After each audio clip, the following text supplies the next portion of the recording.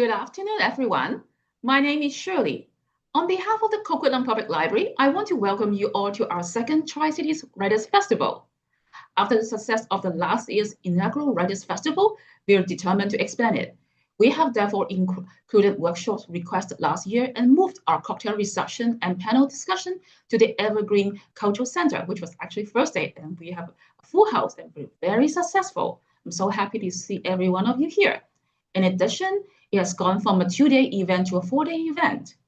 We have a lineup of incredible authors and I'm super excited so that many of you are participating in this. So before we start, we would like to do a territory acknowledgement. We acknowledge with gratitude and respect that the Coquitlam Public Library is on the traditional, ancestral, and unceded territory of the Coquitlam First Nation, including those parts that were historically shared with the Casey and other Coast Salish peoples. The name Coquitlam was come from the Hakominam word meaning Coquitlam, meaning refuge up the river. We thank the Coquitlam First Nation who continue to live on this land and care for them along with the waters and all that is above and below. So the Coquitlam Public Library would like to acknowledge the funding support from the Canada Council for the Arts through the Writers Union of Canada. We would also like to take the opportunity to express gratitude and say a big thank you to all our sponsors for supporting the Tri-Cities Writers Festival. So for all the audience out there, please put your questions in the chat. So today, we have the honor and we're very pleased to have our author presenter, Joseph, here for these sessions. So now I'm going to introduce you to our amazing author, Joseph. Joseph Kakwinokanasum is a writer, storyteller, and member of the James Smith Cree Nation. He grew up in the Peace region of the northern BC. Joseph is a graduate of the SFU's Writers Studio, and his short story Races was a finalist for the CBC's 2020 Nonfiction Prize. In 2022, he was selected by Daryl McKell as a Writers' Trust of Canada's 2022 Rising Stars. His debut novel, My Indian Summer, won the 2023 to 2024 First Nation Communities Read Award and was shortlisted for the 2023 Relit Fiction Award. Joseph is the 2024 Vancouver Public Library Indigenous Storyteller in Residence. Currently, he now lives in and writes in BC's Lower Mainland. So if you want to know more about Joseph, please visit his website, starblanketstoryteller.com. So now, I think let's welcome Joseph, our presenter for today, and give him a warm applause. Thank you for joining us, Joseph. So we are very happy to have you here. My pleasure, Shirley. Thank you very much for having me. So now, for starter, Joseph, we're going to read the prologue of his book, The Indian Summer, with us. And then after that, it will follow by some time for us to talk with Joseph. That will be the juicy part for the sessions. So now I'm going to welcome Joseph and welcome to start your reading, Joseph. Thank you so much, Shirley. Okay, so the story, My Indian Summer, loosely based on some experiences of growing up north. I'm going to read the prologue. It's just a couple of pages, so you won't have to feel tortured for too long. So here I go. It's called Love Will Keep Us Together. Hunter woke to Aunt Myrtle's nudging. Baby boy, she said, her warm hand pressed against his cheek. Wake up, sweetheart. Hunter rubbed his eyes. What? He yawned. You're going on an adventure with Mum and 'em. Her smile was relaxed, rehearsed. She patted his leg. Astum, as quick as you can. Myrtle turned on his bedside lamp and gathered a few pairs of socks and underwear, 2 of his favorite shirts and a pair of pants, stuffing them into a black plastic garbage bag. Dress warm. I'll go get your toothbrush and tell Mum you're almost ready. Hunter dressed, yawned again, and exited his room, still rubbing sleep from his eyes. He shuffled into the dining room, where Deb and Noah sat at the table, school bags in hand and worry marks furrowed between their brows. Their skin was pale. Hunter's heart jumped into his throat, and he stood wide-eyed, completely awake at the sight of his frightened siblings. He didn't think he'd like this adventure. Margaret walked into the dining room with short, quick steps, Myrtle following close behind. Margaret turned and whispered in her sister's ear. Baby boy, Myrtle said softly to Hunter, go grab my purse. She pointed with her chin to the living room. Hunter fetched the purse and handed it to his aunt. Myrtle pulled all the money she had from her wallet. Where'll you go? She asked Margaret. Myrtle's eyes shone, and when she blinked, tears fell down her round cheeks, along the crease of her top of her lip, to the corners of her mouth. She wiped her eyes. Wherever it is, I'll call you when I get there. Margaret kissed her forehead. I promise. And they hugged. No more white men taking our children away, Myrtle sobbed into the shoulder of her older sister. The sad tears, necessary tears. They separated and looked at each other. They'll have to kill me first, said Margaret. Hunter sat in the back of the old four-door Pontiac with Deb. She stared out into the darkness, mute. Her breath fogged the window. Hunter reached across the bench seat to press a hand on her arm. Deb, 5 years older, turned to face him. He leaned and whispered, What's going on? Where are we going? Deb leaned her head towards her little brother and whispered, Dad's trying to take us. Take us where? Deb whispered. He wants me and Noah to live with him. She straightened, leaned her head on the window, and stared out into the blackness. Hunter didn't know his father. He'd left 6 years ago, when he was only 3. He knew he looked like his dad. His mom had told him so. Hunter also knew that his aunties and uncles had nothing good to say about Bill Frank. Doesn't he want me? Deb didn't answer. Before Margaret told her to get up and pack, Deb had heard her mother and Aunt Myrtle talking. George says Bill's been bragging about how he's planning on taking the kids while you're at work, said Myrtle. No fucking way is that animal gonna take my kids, Margaret hissed. He only wants to take Noah and Deborah. Says Hunter's not his. Noah sat tall in the front passenger seat. He scrutinized a map sprawled over his thin lap, a flashlight in his right hand. Where are we going, Mum? Noah looked at Margaret, who was waving to her sister standing at the front porch. As far away as we can get from this place, my boy. She looked at Noah. We gotta go before the social workers come. She checked her left shoulder, signaled onto Highway 2, and headed northwest out of Edmonton.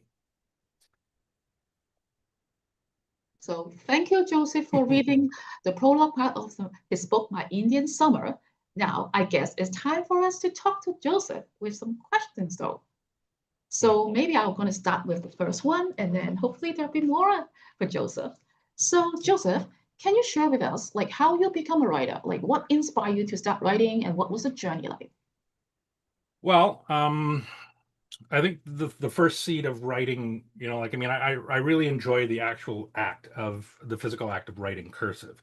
Watching my older brothers and sisters as a little boy, before I even got to grade school, I was just mesmerized by it. It was like calligraphy. It was an art form. So obviously, if my older brothers and sisters are doing it, I needed to do it, right? So like the little annoying brother that I was, I I pestered them to teach me, and it sort of started with that. That was kind of the seed. But then I started reading lots when I was about 8 or 9 years old. I started reading, books like Stephen King. I know they're probably not age appropriate for a child of 8 or 9 years old, but I mean, my sister had given me a book of short stories by Stephen King, and it was called Night Shift, and I was just mesmerized by the short story form, and I was it was the first book I remember reading, like essentially an adult book, but I read it really quickly. I was just immersed in this book. I just loved the storytelling and short story. So that's kind of, that was another little seed. And so, it sort of just, I thought, what, I'd really like to do that. I do remember telling my mother, like when I was, 9 or 10, that I wanted to be a writer. And I do remember, like, I mean, this is in the 70s, remember, and my mother told me that there's no such thing as an Indian writer. And at the time, she wasn't very far off, right? I mean, there wasn't a lot of indigenous writers there, in those times, especially writers who were doing fiction. Um, Yes. yeah, most of the writers that were indigenous in those days were lawyers, you know. So so there wasn't a lot of, Eden Robinsons or Daryl J. McLeod's or anybody like that, right? So like, I mean, I went along, like, I mean, and I just sort of, the dream kind of died a little bit, I'll have to say. I have to admit, it just, like, I mean, other things took priority in my life at the time because, I mean, um, I had to work, I had to live, I had to, you know, but um, then I got a job at Coquitlam Public Library. Now You we know, had the and exciting part. Yes. yeah, I mean, and that was a while ago, almost 20 years ago, 20 plus years ago now. Oh, Doing that long that. ago already. Yeah, Wow. yeah, about 22 years ago. Oh my God. I know, right? It's been that long. But that also just sort of, like, I mean, it reignited something in me. Like, I mean, I'd been talking to my buddies, my friends about, wanting to be a writer, you know, sick and tired of the the the manual labor jobs that I was getting at the time, and then an opportunity came up. And like I said, I just, I mean, I started, as a page at Coquitlam Library, and it was the first real office job that I had that I absolutely loved and enjoyed. That's I loved the great. environment. I just, I mean, looking at books, and yeah, and then, like, I mean, it wasn't just a seed anymore. This was like a full grown, It's like, actually yes, bloom. growing the tree. Exactly, yeah, and then it just sort of grew from there. Um, yeah, I started writing every day. And one of the other librarians, at Coquitlam, Chris, he encouraged me a lot, to write every day. Like, he was one of those early voices in the background who would just sit there and read the first chapter of whatever it was that I was writing, and he was always very encouraging. And so that in itself, was a real sort of, boost to my writing ego, and told me that maybe I could do something like this, right?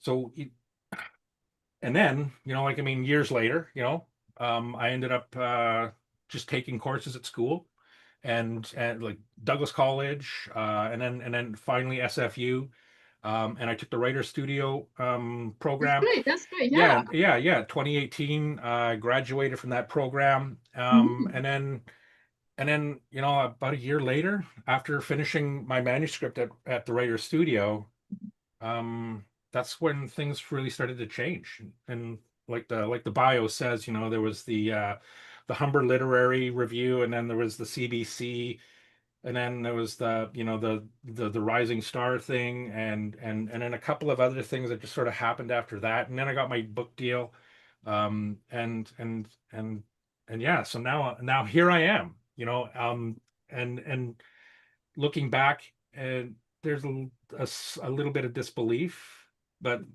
I mean, like my wife always tells me, you worked really hard for it. So there is a lot of hours spent, working and writing and Mhm. dedicating space and time and learning process and finding voice and all that other, stuff that you do as a writer, the sacrifices essentially that you have to make to get to that point of being, the published author, right? So yeah, that was the journey. And here I am talking with Shirley, who I haven't seen in so bloody long.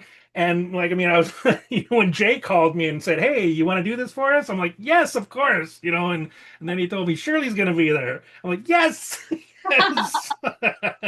It just felt like a total reunion also as an author visit. So it's so funny and so happy, excited about it as well. So Yeah, yeah. I was a little nervous. Like, I mean, I don't know if I've been this nervous in a long time. Like, I mean, I do a lot of these gigs and I do a lot of these interviews, and I'm like, oh my God. Like, I'm I'm gonna have to sure. take, yeah, I'm gonna have to take some Ativan or something like that, calm myself down. 'Cause, yeah, really excited about being here too. Like, thank That's you good. guys so That's good. much. Yeah, Oh, it's full circle. I know exactly. I feel like destiny, like, and we talk about, like, Chris and I talk about it more than once about, oh, how we looking forward, like, about with your offer visit, how, like, you think about, he thinks you're really nice, he miss you, and then we all miss you, and we have created like a special book with your face. I don't know if people will see it, so it was like a happy surprise for Joseph too. So yeah. Very, very happy. And, like Mavis, thank you so much. If you're out there listening, like, thank you so much. I just, I have nothing but fond memories about Mavis. Copy that. She would always Yes, I say will that. let her know. Copy A that. wonderful talent, Mavis. Yeah, hey. Yes, yes.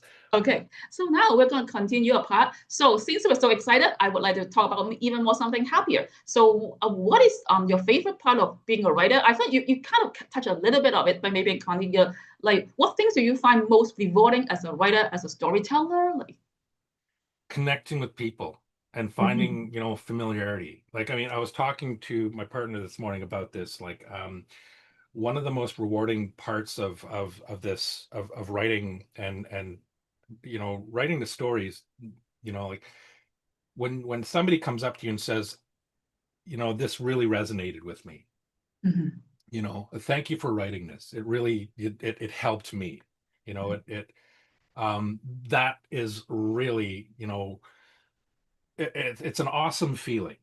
It just it the connection with Yes, people. yeah, Yes, yeah, it's the connection with people, like, I mean, and it's kind of like the story actually sort of it transcends, mhm, race, right? Like, yes, I mean, because, like, I mean, it's not just indigenous people, who have had experiences like this, right? Like, I mean, the book resonates not just with indigenous people, but with mhm, non-indigenous people.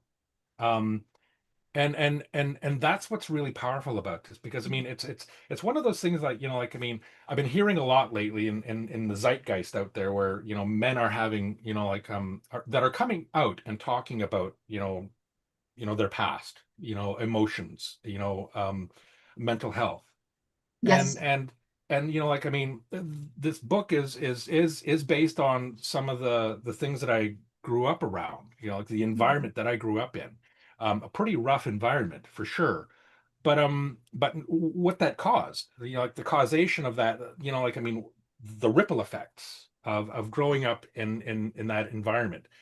um like, I mean, I've been seeing a psychiatrist. I've been in therapy for over 25 years now, working towards sorting it all out, my own emotions, my own anxieties, my own, like, and so the book was originally, when I submitted it to Tidewater, it was a memoir.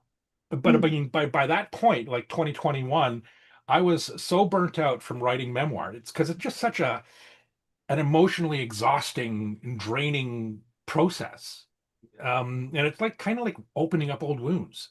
mhm, And my publisher, knew that I was pretty tired and pretty burnt out from it, and that it was going to be a really difficult process for me. So she suggested, like, why don't we just, take a couple of instances, and from that memoir, and then write a story of fiction around it. And that allowed me to sort of exercise fiction writing tools that I hadn't really exercised, since the early days of my writing, like 2014, 2015. mhm, And so, because when you're writing nonfiction, when you're writing memoir, you're always in your own head. You never really know what anybody is thinking. You can, make assumptions as the protagonist, and the person that's, like, in your head. It's like they looked angry, they sounded frustrated, their body language was this. You can show it, but you can't really know it, you know. But in fiction, you can. You get to head hop. You get to jump into your characters' heads. You get to develop characters that, like, that you can justify their actions, their POV, um, in a way that you can't with memoir or nonfiction. So that's what I really liked about. So My Indian Summer was a catharsis in a lot of ways, but it was a lot of freedom as well. I didn't have to, you know, I didn't have to go so deep and so personal. I mean, it was all based in truth, because, I mean, I think that, every character, no matter what the character is, fiction or nonfiction, there's always a sort of a grain of truth in there. There's always that bit of truth, because, I mean, truth. is what makes it genuine and believable, right? But I mean, with My Indian Summer, it became more like a Stephen King novel to me. Mhm. Like I mean, I got to sort of explore. Step back a And little bit, step back. Like even though it's e- generic, if you want to step back because the emotional is too strong, sometimes you have to step back just to kind of protect your emotions. Like exactly, Shirley. Exactly. Yeah, yeah.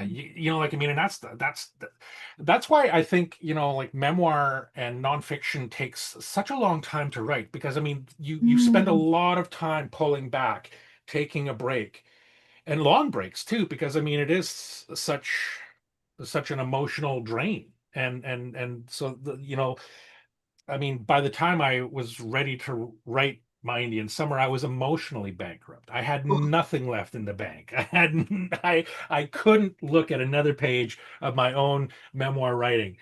And you know, it's funny because I mean, I was having this meeting with my publisher at Douglas and McIntyre.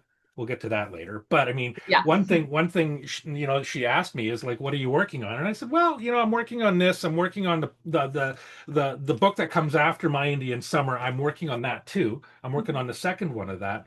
I'm also working on, I mean, the project that we're working on now, a week ago, another book. But I told her, I said, I'm working on my memoirs. And she goes, you're too young to work on your memoirs. We'll worry about that after the third or fourth book. You can write your memoir. Don't worry about it. I'm like, oh my God, that is just such a relief. I got some time. Because, yeah, like, I mean, because does take time. And fiction's a little more, like I said, there's a relief, I feel. And there's less anxiety. Well, there's really no anxiety. When I'm writing my fiction, there's really no anxiety. It's just I just let my brain go off and do whatever it wants to do, create the worlds, create the characters, and have fun. And because like I mean, when I think about my childhood, it wasn't fun, and there was a lot of things that are there that that are just sort of starting to, like, in today's day, you know that people are feeling comfortable with talking about now. Yeah. So like I mean, this generation that I'm in, the 50 plus, you know are just starting to learn. Many men in my age group are just starting to learn how to understand where they came from and what they lived through, and compartmentalizing and dealing with I see. with that, with what kind of emotions those memories bring up, right? Your book Yeah. is a very interesting book, like with all your real experience, and also it's not like a fiction. It has a lot of general your real experiences from it. So it's like a transformative journey between a memoir and fiction. So I think Yeah. that's the important part, and also the attractive part for your fictions. Yeah, I mean, some of those characters in there, like I mean, Moose and Cricket, and Troy Fernsby and the Cookums, like I mean, these are all characters that are based on people that I've met in my life. Mhm, They're kind of like what we call composite characters. So mhm, it's little pieces of this person and little pieces of that person and this person, and then you take five or six people that you used to know when you were a kid or something like that. You know, uncles and aunties or whatever, you take those characteristics and you put them in this one person, this one character that you're developing. And that's where I got to be really creative. And that's where I felt a lot of fun, and also, like I mean, especially with the Cookums and Cricket and Moose and Troy, and I got to honor mhm. certain people in my life. Like when some of my cousins read the book, Yes. and they come back to me and they say, I recognize Donovan. Like I mean, you know who I'm talking about, right? I mean, they all know who I'm talking about. You know, so it's using names like Deb and Donovan. Like I mean, these are people that I knew as a child growing up. Cousins and aunties and uncles, and in some way for me, it's like honoring them. So in some way, that, like I mean, I get to pour that truth into this fiction character that honors that that that beautiful person that I knew as a child, that had so much influence and effect on me.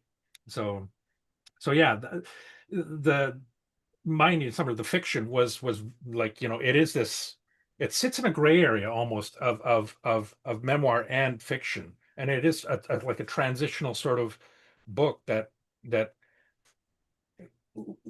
tells a lot of truth using fiction, right? Mhm. Yes. Yeah.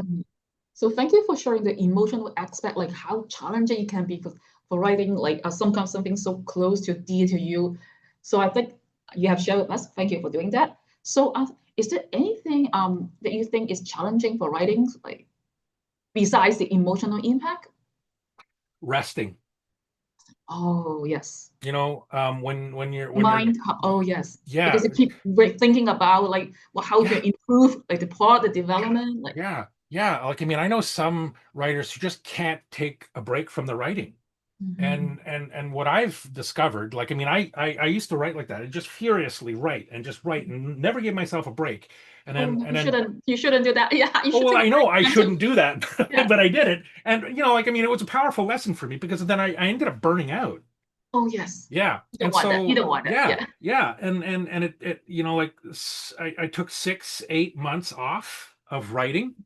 And, like, I mean, I went to my doctor. I'm like, I'm feeling this, I'm feeling that, like, I mean, like, I mean, and he's like, dude, you're burnt out. Right. Mhm. And so he just essentially said, I'm prescribing rest. Mhm. Sleep as much as you need to, get out and go for Oh some yes. walks. My psychiatrist is saying, Joseph, you need to find some connections to nature. You need to find some people out there in the writing world to help just pull you away from your own projects, Yeah. pull you away from the environment of writing because you're burning yourself out. You're Yes. becoming an introvert. Like, I mean, you're bordering on being afraid of going outside. And so I was a workaholic in many ways, and that is just it really it's exhausting, Shirley. Yes. I can It's tell. We know. exhausting. We all know that we all have a moment. We just have to try our best, but then we need to take good care of ourselves. We need to Yeah, have a mental break, physical break, mental break. That's yeah, important to us. Yeah. yeah. One of those things that I was talking to my mentor Daryl J. McLeod. Yes. One of those things that we always talked about was the medicine wheel and the four Oh yes. directions. The four directions is it's the mental, emotional, spiritual, and physical, part of the human being. It's the four winds, the four directions. And and if you're not nurturing your physical, your mental, your emotional, and your spiritual in equal quantities and equal amounts, then it's no longer a circle. Your circle becomes egg shaped or pear shaped or not a circle at all because you're working so much. And that was when I learned, wait a second. Something clicked inside me and it's like, Joe, you need to slow down. Stop working so much.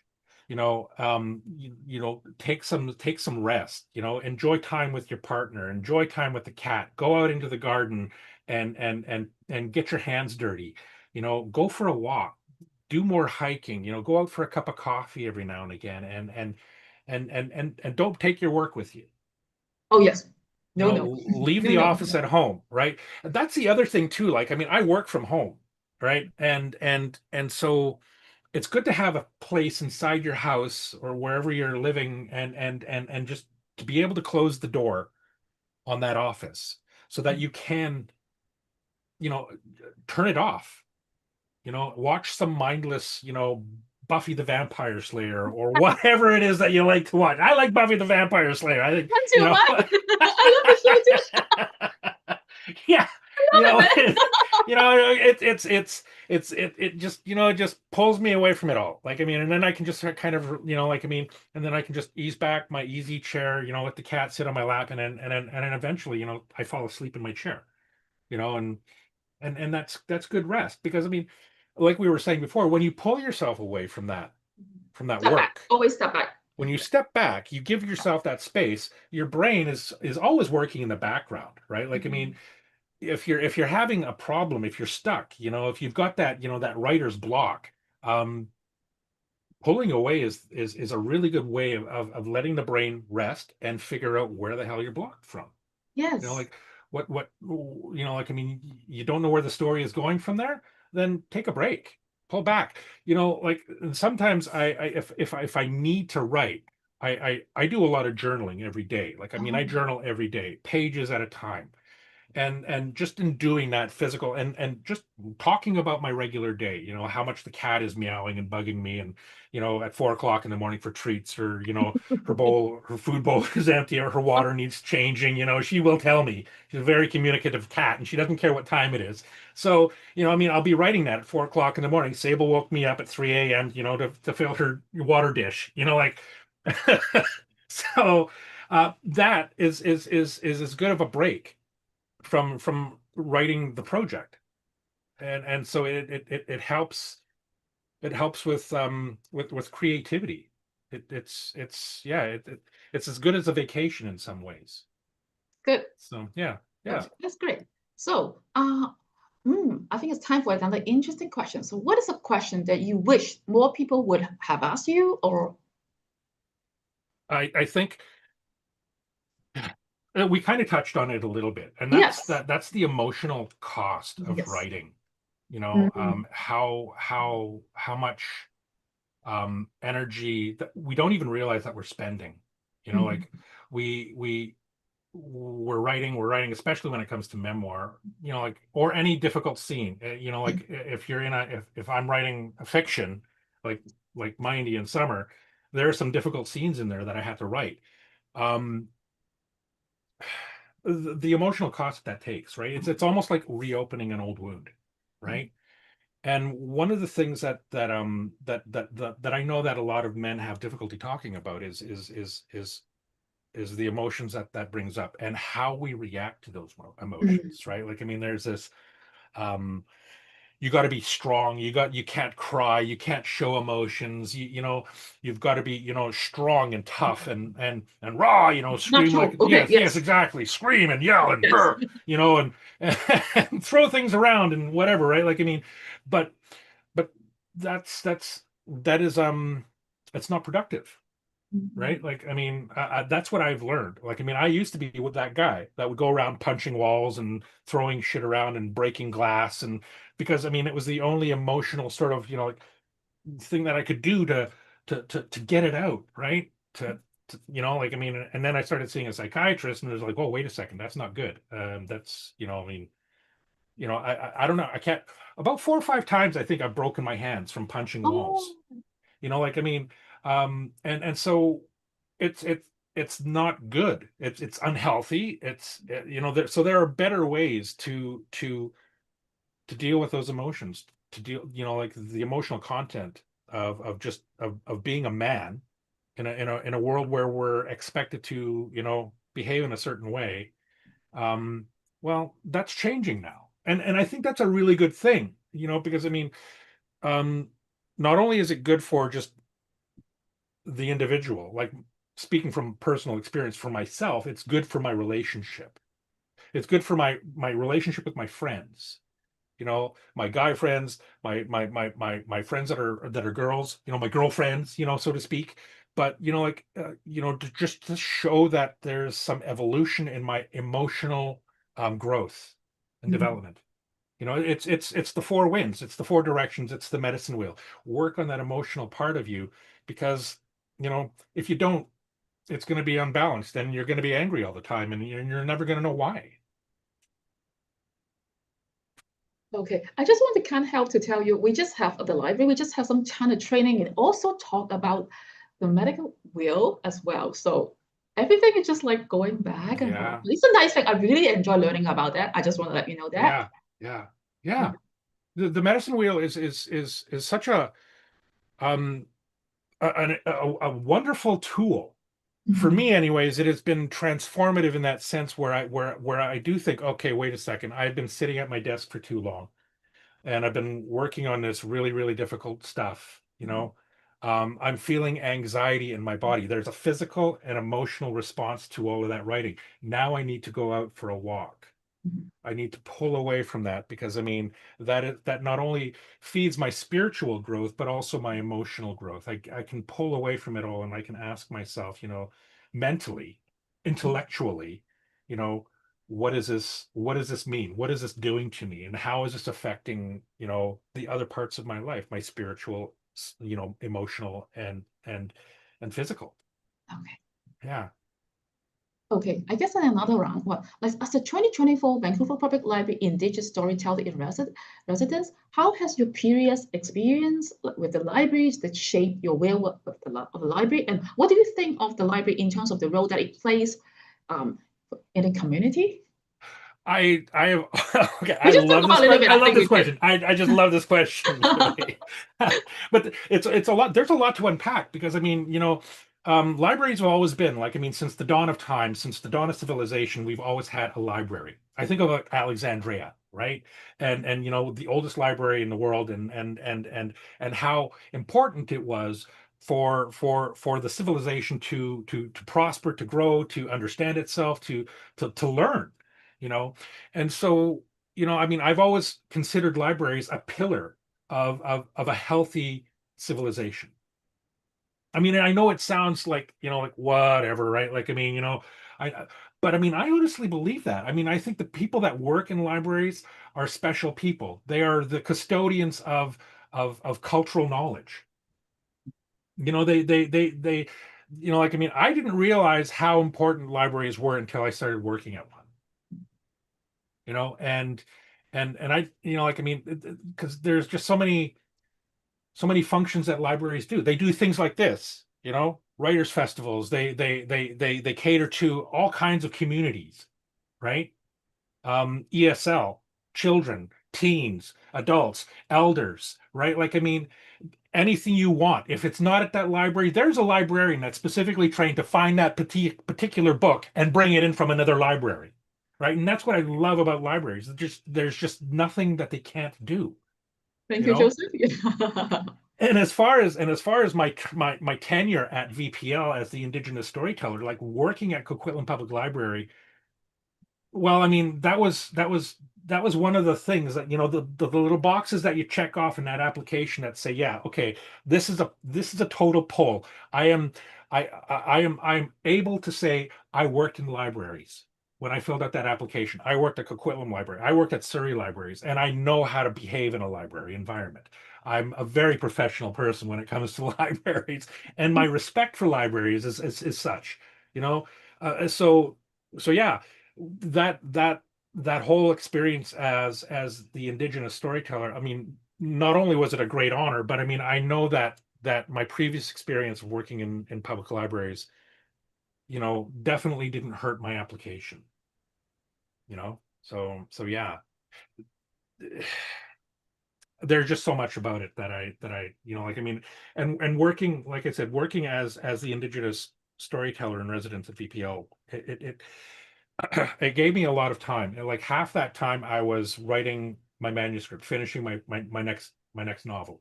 Um, Mhm. and the other half of it I was doing the things that I really like doing. I was engaging with the public. I was doing, talks and events, reading events with other Indigenous authors. I was Oh, curating exciting. curating programs, and it was like all of that stuff that I saw the librarians in Coquitlam do. I was dipping my feet into that little pool and getting a feel for what librarians do, and that was a very powerful experience because it like I mean it just reinforced the respect that I have for what librarians do, and that we need to fund librarians, we need to fund libraries, we need to pour more money into the service because it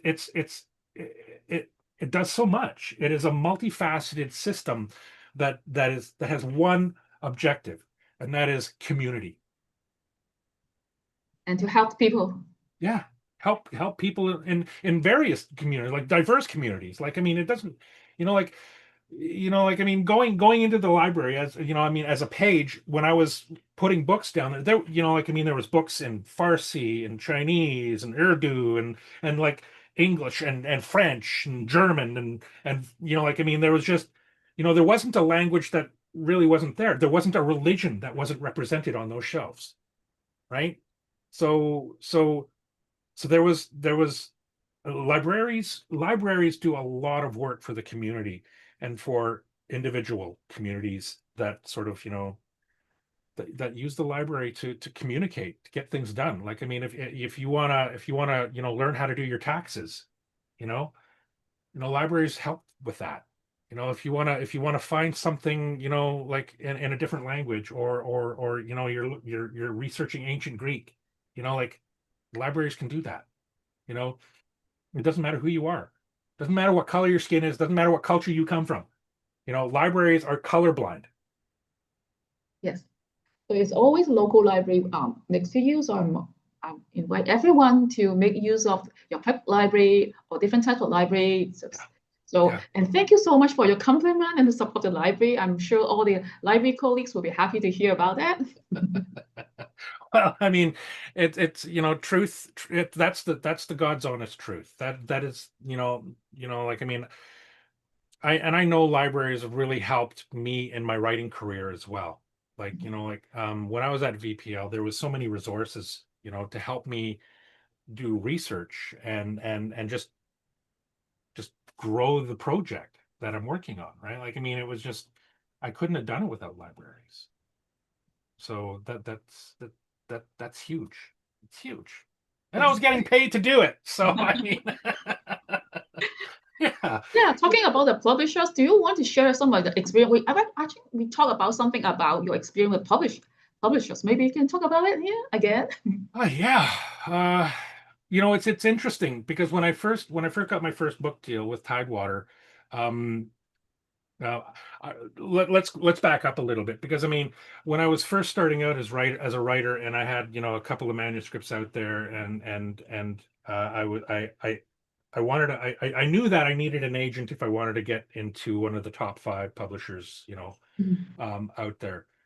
Um, but I mean, nobody wanted to take me on, right? And I had applied everywhere to, and I'd sent out synopses and samples and all that other stuff to agents everywhere, all over the Mhm. place. Um, and without any writing cred, it was really, really hard, right? For Yeah, newbies, for yeah, newbies, for new writers, right? new For writers, certainly, yeah. emerging, Emerging writers, aspiring, yes. Yes. like, I mean, so when I finished the TWS, the Writer Studio program at SFU, um, my mentor JJ Lee, and this is how it happened, and this is how it happens for a lot of writers, is somebody that they know who knows somebody else. you Mm. know JJ knew the publishers at Tidewater, and he's like, Mm. hey, you know what, take a look at this manuscript and tell me what you think. And they're like, wow, is he signed with anybody? Does he have an agent? And fortunately, because Tidewater is an independent publisher, they don't necessarily deal with writers who have agents. It's a Mm. complication for them. Mm. And so when I did get that deal, when I finally signed the deal with Tidewater, that was in 2021. And then I was, around that time, I had gotten word that I was chosen as a rising star for Canada Trust writers. And then that's when I, like, I started meeting other people. And then Daryl J. McLeod asked, hey, like, you've got this one book deal, you want me to talk to my agent and see what she has to say, if she wants to take you on? I'm like, well, yeah, of course, I've been trying to land an agent for the last 10 years. And so he did. Like he said, send me something that you want to, publish, and then so that's what I did. And then Daryl put a word in for me. And then next thing you know, I got a phone call from Carolyn Ford at Transatlantic. And she said, okay, so congratulations on your book deal with Tidewater Press. What else are you working on? So then that's when I Mm. showed her the book that I'm working on now, Week to Yeah. Go. And Mm. she's like, wow, I love this, and we'd love to work with you. And so and I'm like, excellent, let's sign it up. So we signed an Great. Yeah. agreement, and then now I have an agent, and so by 2022, I had published My Indian Summer. I have an agent. I'm working on my second book. And then a couple of years later, well, 2023, I got the word, in the fall of 2023, that I landed the Vancouver Public Library's writers, Indigenous writers, and storytellers in residence. And then it was, like, shortly after I finished that residency, I'd I'd finished the synopsis, writing up the synopsis with my editor, Mm, and then I submitted it to my agent, and she's mm, like, "Okay, well, we're sending it out." So she just sent it out to everyone that she thought would, and that's the good thing about agents is once you get one, you don't have to really deal with publishers until they come to you, mm. you know? So you don't have to look for them anymore. You don't have to submit. You just have to submit this one project to your agent, and then they put it out there Look after for that. you. Yeah. Yes, they do the legwork for you for that. Okay. And then once you've like I said, once I signed with Douglas and McIntyre, um, they just told me that, okay, well, and here's the weird thing is like, I didn't know this about being a writer, but I mean, I thought, like, I mean, once you get your first book under your belt, you're published, you're an author. You're an author, you're a full-fledged author, but it's not true. You are you are still technically, according to all of the big publishers, you are still an emerging writer. um, So it's only until after your second novel that you're considered a full-fledged, author. So when I was talking to Penguin, when I was talking to, all of the other big publishers, um, this was one of the benefits of working with me is I was still affordable, mm. you know. As an emerging writer, I'm still affordable. But if I had three or four novels under my belt like Daryl J. McLeod, that's a different story.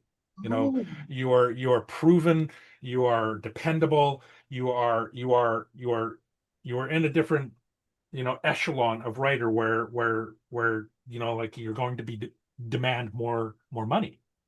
of course, yeah. So yeah, so that's I had that conversation with Douglas and McIntyre actually about 3 weeks ago, Oh, and they were telling me, so now the role of my agent now is just to make sure that I'm being represented, properly, fairly by the publisher, so they don't have anything else to do with the project other than make sure that I'm being represented, fairly by the publisher.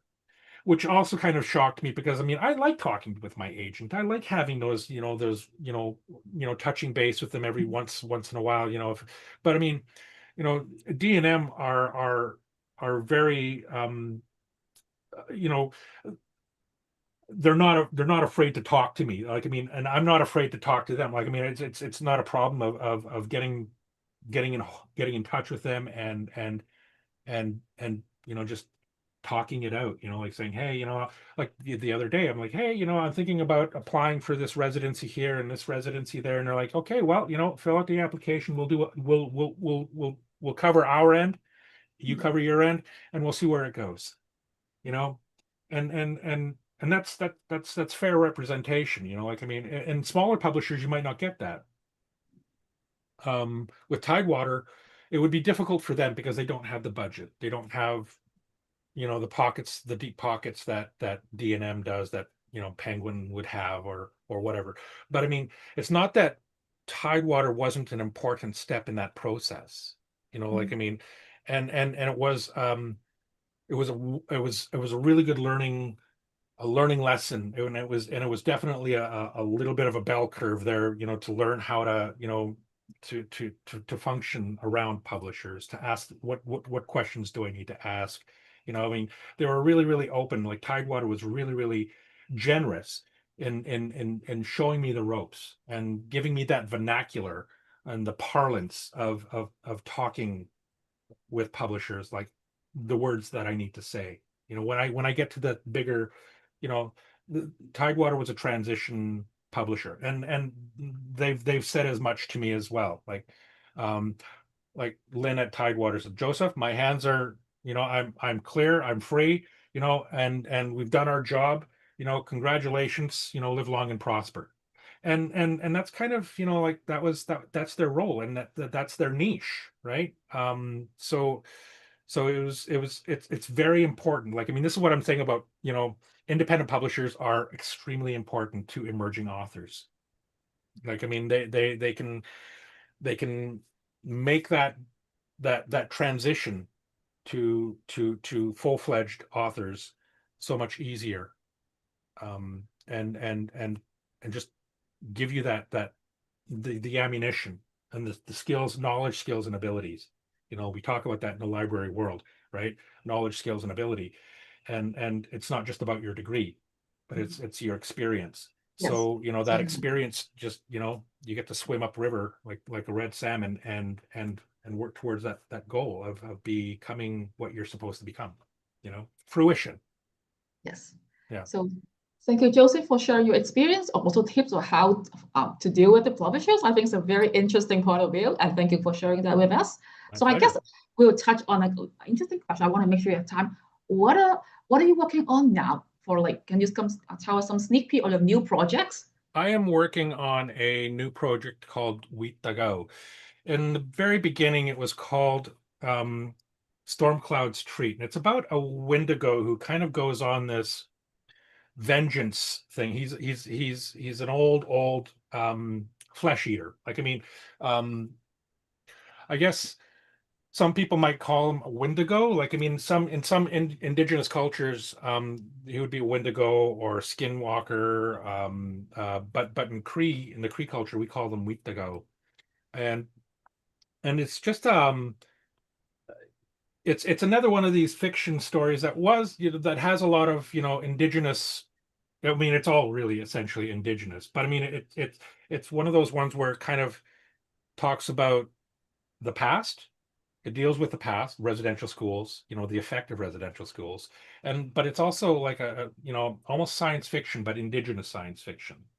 So we talk, Oh, like, I wow, wrote a very interesting. Yeah. yeah, I wrote a story called Sepiac, and this a long time ago, and I read this at the Coquitlam, one of the events at Coquitlam. I think it was 2016. I think it was, um, and it was essentially that. Like, I mean, what the Northern Lights really represent to us, and so, like, as a kid growing up, Mom used to say, "Don't whistle at the Northern Lights because they'll take you up to the other side."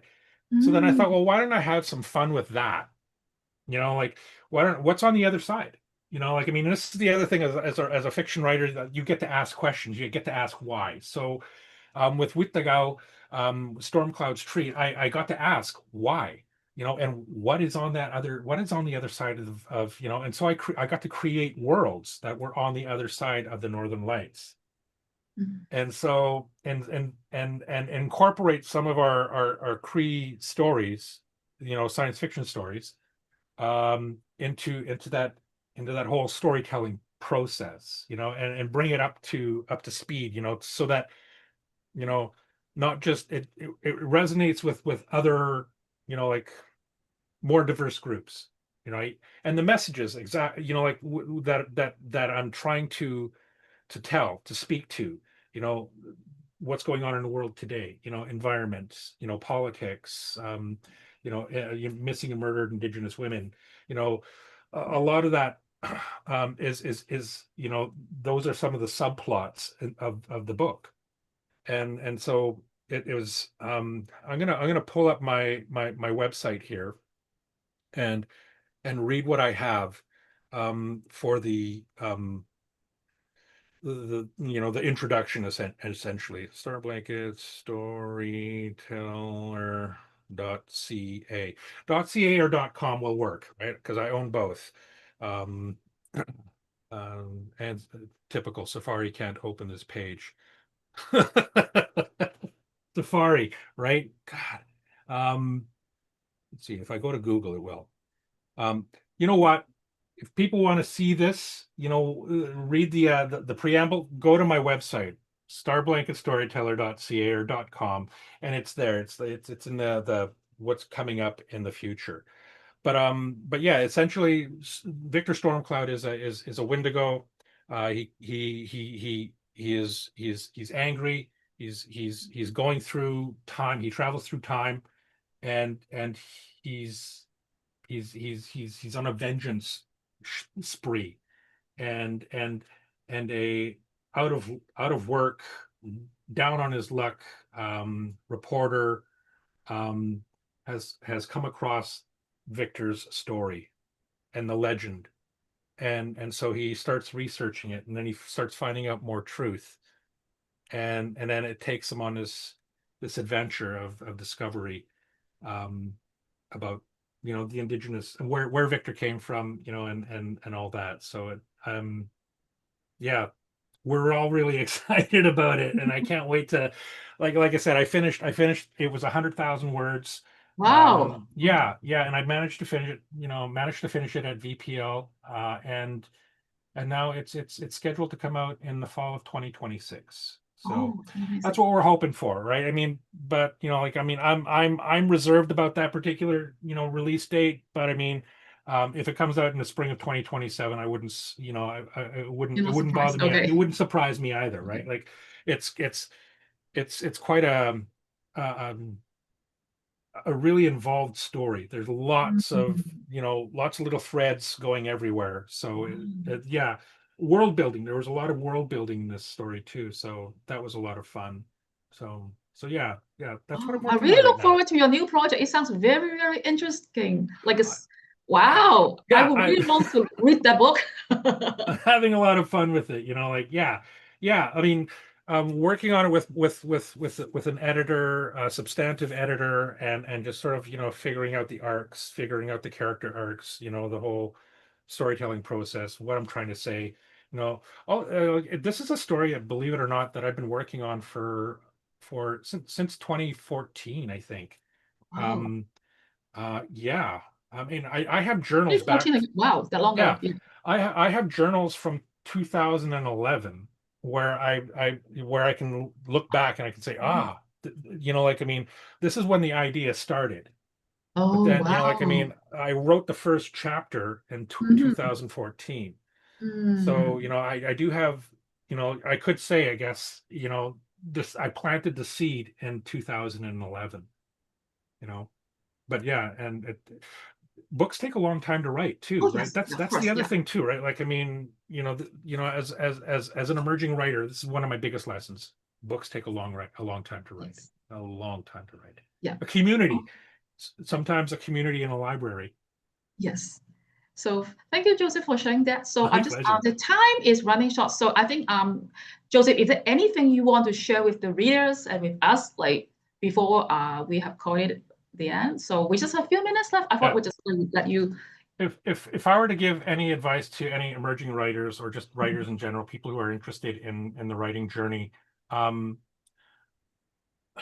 start small, but think about your medicine wheel. Like, think about the pulling away the four directions, emotional, spiritual, mental, and physical self. When you're writing these stories, think about what it's taking out of you and try to replace that or replenish that. It's like recharging your batteries.